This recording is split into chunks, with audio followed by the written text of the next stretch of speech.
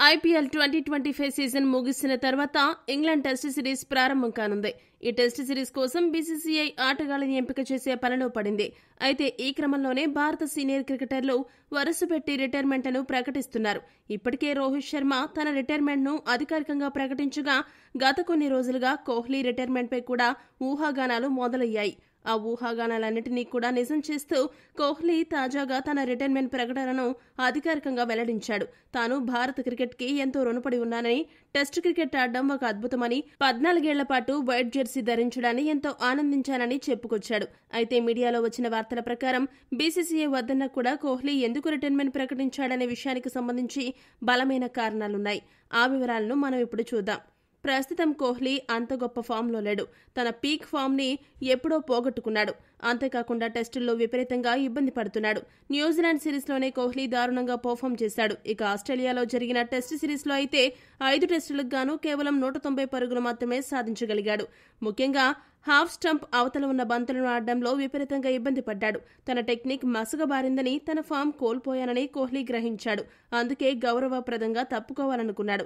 అంతేకాకుండా ఇన్ని సంవత్సరాల క్రికెట్ కెరీర్లో విపరీతమైన మానసిక, శారీరక ఒత్తిడికి కోహ్లీ లోనయ్యాడు.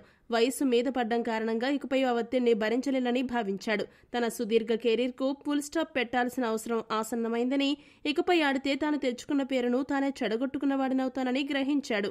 టీ20 ప్రపంచ కప్ గెలిచాక టీ20 క్రికెట్కి రిటైర్మెంట్ ప్రకటించిన కోహ్లీ 2027లో జరగబోయే వన్డే ప్రపంచ కప్ కోసం ఫిట్గా ఉండాలని భావిస్తున్నాడు.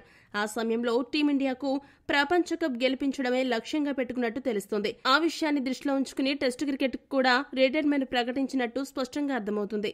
ఇక బీసీసీఐ కూడా సీనియర్ క్రికెటర్లను ఒక్కొక్కరిగా రిటైర్మెంట్ ప్రకటిస్తే బాగుంటుందని భావిస్తోంది. ఒకవేళ రిటైర్మెంట్ ప్రకటించని పక్షంలో తామే జట్టు నుండి తీసేసి పక్కన పెట్టాలనుకుంటున్నారు. ఈ పరిస్థితుల్లో బీసీసీఐ తనను పక్కన పెట్టడం కంటే తానే తప్పుకోవడమే గౌరవంగా ఉంటుందని కోహ్లీ బలంగా నమ్మాడు. అందుకే బీసీసీఐ ఇంగ్లాండ్ టెస్ట్ సిరీస్ వరకు జట్టులో ఉండమని చెప్పినా కూడా వినకుండా తన రిటైర్మెంట్ ని తాను అనుకున్న సమయానికే ప్రకటించాడు. అంతేకాకుండా ఇంగ్లాండ్ టెస్ట్ సిరీస్ లో టెస్ట్ కెప్టెన్సీ చేసి గౌరవప్రదంగా తప్పుకోవాలని అనుకున్నాడు. కానీ బీసీసీఐ కెప్టెన్సీ అభ్యర్థనను తిరస్కరించడంతో కోహ్లీ టెస్టులకు రిటైర్మెంట్ ప్రకటించాడు. ఇలా ఈ కారణాలన్నిటి వల్లనే కోహ్లీ తన రిటైర్మెంట్ నిర్ణయాన్ని ప్రకటించడం జరిగింది. కోహ్లీ రిటైర్మెంట్ నిర్ణయం సరైన సమయంలోనే ప్రకటించాడా? మీ అభిప్రాయాన్ని కామెంట్ సెక్షన్లో కామెంట్ చేయండి. మరిన్ని స్పోర్ట్స్ అప్డేట్స్ కోసం మా ఛానల్ను సబ్స్క్రైబ్ చేసుకోండి.